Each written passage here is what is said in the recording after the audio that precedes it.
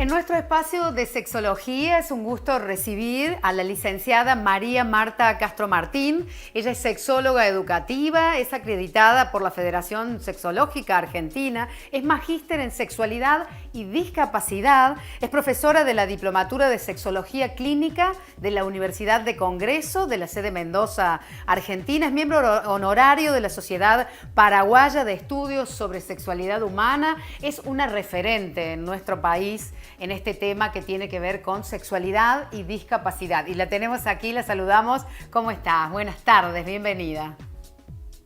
¿Qué tal? Buenas tardes. Un placer volver a estar en tu programa y agradecerte que difundas esta temática que es muy importante dar a conocer y visibilizar los derechos sexuales de las personas con discapacidad. Bueno, tal cual, fuera de cámara incluso estábamos comentando que el tema de la discapacidad genera a su alrededor muchísimos tabú, muchísimos mitos incluso, y hay muy poca información. Por eso queremos contribuir desde nuestro pequeño espacio simplemente a eso, a informar, a poder comprender como seres humanos a ese otro o esa otra que tiene como condición una cierta discapacidad. Plantear primero que no es una enfermedad, no todas las discapacidades son enfermedades, y bueno, a partir de eso queremos simplemente escucharte, María. Bueno, es importante lo que vos estás diciendo en función de que no es una enfermedad, porque bueno, el nuevo paradigma del concepto de discapacidad tiene que ver con esto de cómo la sociedad brinda apoyos a la persona que tiene una discapacidad, en este caso para disfrutar de su sexualidad. Venimos de hace 40 años atrás con un paradigma médico que buscaba como curar a la persona, y bueno, la medicina avanzó mucho. Lo que logramos con las medicaciones y con los tratamientos es mejorar la calidad de vida de la persona, pero esto no significa que va a dejar de tener un síndrome o que va a dejar de tener ese problema neurológico. Va a poder tal vez controlar, por ejemplo, problemas cardíacos como puede tener la persona con síndrome de Down o aquella persona que tiene epilepsia, controlar sus crisis epilépticas. Entonces, estamos ahora actualmente en un modelo social de la discapacidad en donde hablamos mucho de la inclusión laboral, la inclusión educativa, la inclusión inclusive en los juegos de plaza o en el turismo. Pero hablamos poco de las cuestiones de la sexualidad. Así, programas como el tuyo que abren la puerta, que socialicemos este tema y que rompamos, ¿no? Con mitos acerca de creencias que tienen que ver con esta construcción social de pensar que la persona con discapacidad no tiene deseo o que no desea tener hijos o que no pueden tener hijos, inclusive dependiendo de la discapacidad. A veces hay, digamos, como una mirada de pero ¿cómo se te ocurre quedar embarazada si estás en silla de ruedas? ¿O cómo pensás en formar una familia si tenés un síndrome de Down, por ejemplo? Una persona con síndrome de Down, ¿cómo? Si vos tenés síndrome de Down, pensás en casarte, no vas a poder. Bueno, esto que vos mencionás, María Marta, acabas de decir no vas a poder. Creo que es el principal límite que ponemos en la sociedad a las personas con alguna discapacidad. Dejar de lado su derecho a la sexualidad libre, plena y sobre todo saludable, porque pareciera que este derecho al placer incluso en personas con discapacidad queda totalmente fuera. Ni hablar de esto que vos mencionas, que tiene que ver con la maternidad, pero es interesante, ya que estamos en este inicio cercano de clases, mencionar cómo desde el ámbito familiar especialmente y luego también desde el profesional, podemos conversar con nuestros hijos, hijas, con los niños, niñas y adolescentes, con jóvenes universitarios que van a estrechar vínculos, y por suerte que así sea este año, ¿Cómo mencionar, cómo tocar este tema de la manera más clara y natural posible? Bueno, en algún punto, esto que vos estás diciendo, ¿no? De la charla en familia, a veces cuesta mucho naturalizar la conversación referida a la sexualidad, al sexo, a las relaciones coitales, porque pareciera que en general como que nos da pareciera como que fuese algo malo hablar de sexo, ¿no? En cualquier familia, cuando vos planteás el tema de, bueno, ¿qué educa la familia te dice, ay, bueno, yo con mi hijo, con mi hija, me da vergüenza hablar de sexo. Bueno, esto pasa en familias que tienen familiares con discapacidad y sin discapacidad.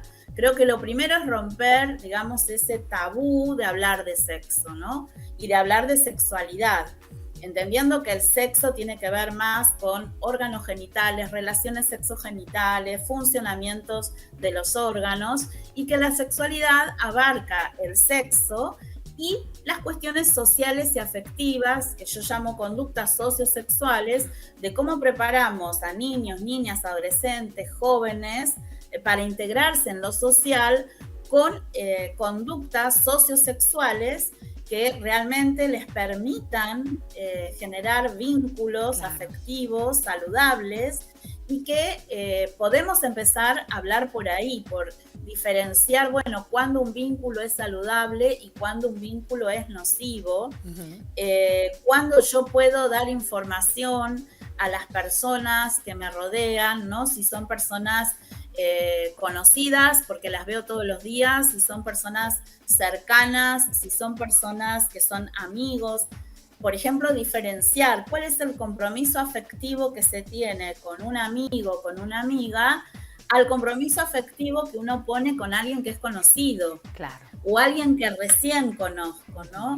Esto genera a veces el querer tener o ser aceptado, genera que muchas veces la persona entregue fácilmente su WhatsApp y se llene de números de personas que no son tan conocidas. Entonces, bueno, poder hablar de estas temáticas en familia ayuda a empezar a diferenciar, ¿no? Bueno, de ahí creo que surge también esta importancia de la educación sexual integral, que también es otro tema en personas con la condición de discapacidad, especialmente discapacidad neurológica. Pareciera que tiene que quedar por fuera, que no es necesario. Total, ¿para qué? Si cuándo va a querer tener algún vínculo, como vos decís, o casarse o tener una pareja, claro, ¿no? Quedan como fuera de ese plano cuando verdaderamente no es así y por sobre todo es un derecho. Esto pasa mucho en estas personas que vos decís que tienen, digamos, desorganizaciones neurológicas, también en las personas del trastorno del espectro autista, en donde las familias se preguntan, bueno, pero si le cuesta socializar, si le cuesta ser amigos, si le cuesta ser amigas, ¿cómo es que va a poder tener un vínculo afectivo? Bueno, de hecho, tienen vínculos afectivos. Hoy conocemos mucho más acerca del trastorno del espectro autista y las mujeres, porque muchas antes estaba como más descrito el trastorno del espectro autista como que se daba más en los hombres, ¿no? En los varones. Hoy ya lo podemos detectar también mucho más fácilmente en chicas, en mujeres grandes, que te cuentan lo difícil que ha sido su adolescencia por no comprender, por ejemplo, estas cuestiones de pertenecer a un grupo utilizando tal vez el mismo corte de cabello o los colores en la ropa, el no entender por qué hay ciertas normas sociales para pertenecer a un grupo, en este caso, por ejemplo, adolescentes que tienden a vestirse igual para identificarse con el grupo. Una característica muy común en los adolescentes, bueno, la persona del espectro autista no comprende por qué todo eso, ¿no? Si me resulta más cómodo utilizar una remera, ¿por qué yo tengo que cambiar mi ropa para poder pertenecer a ese grupo? Bueno, sin embargo, es tan importante, ¿no? Este sentido de pertenencia, que parte también del concepto de inclusión.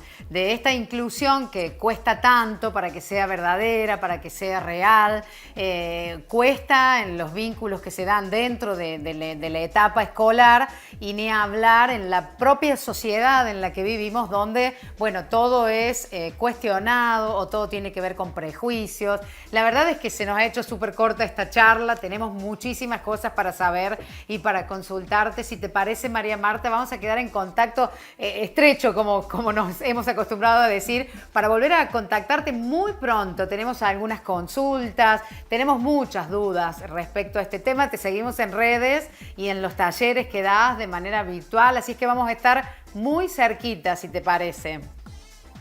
Bueno, sí, me encantaría porque también es como que hay ciertas especificidades en las distintas discapacidades que necesitan una mirada muy, digamos, comprensiva sobre el por qué, ¿no?